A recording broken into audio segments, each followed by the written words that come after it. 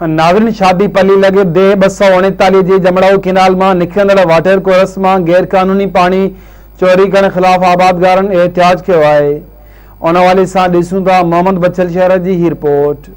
नाज़रीन, इन वक्त शादी पली लगे अस मौजूद आयूँ वाटर जमड़ाऊ में निकरंदड़ जैको हद का अगते क्रॉस करे ॾाढा ज़मींदार खड़ी गैर कानूनी तरीक़े वजन पिया रवासिन एहतजाज किया। अचो तो पुछा कयूं था हिननि खां, हिननि जो छा चवणु आहे।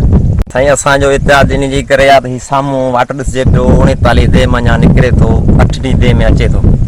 ही बासर ज़मींदार आहिनि जेके इहे वाहे पाणी पंहिंजी ज़मीन आबाद पिया करनि 8 दे में। उन 8 दे में अञा जेको वाटर कोर्स जेको जंहिं ते ज़मीन ही आहे उन वाटर में अञा ही पाणी न वराए ही जेको वाटर मटायो पियो वञे गैर कानूनी जेका ते जी हद आहे उन खां अॻिते मटायो पियो वञे 8 में 39 वाटर बराए महिरबानी इहो बंदि कयो वञे त असांजो कुझु मसइलो हल थिए।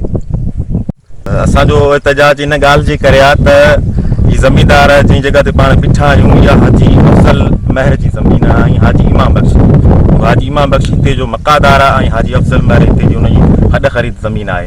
हीउ जेको वाटर पाण ॾिसूं पिया जिन जॻह ते पोज़ीशन ते पाण बीठा आहियूं जेको ते 239 में अचे पियो जमड़ाऊ जो वाटर आहे जेको गैर कानूनी हद दख़ली करे ते 280 में वञे। ऐं हीअ जेका बनी समा पंहिंजे इहा टोटल ते 280 जे वाटर कोर्स नंबर R1 जी आहे जेका गैर कानूनी ते 239 जे पाणी ते आबाद कई वञे। इन जो जेको असर आहे उहो असां ते 80 वारनि ते इहो पियो पवे त असांजो जेको वाटर R1 ॿरे जी शाख ते आहे उन मां ई पाणी वठनि था। थोरो घणो जेका आबाद थिए थी उनजी न त खाटी कनि था ऐं न ई असां खां को सहकार कनि था।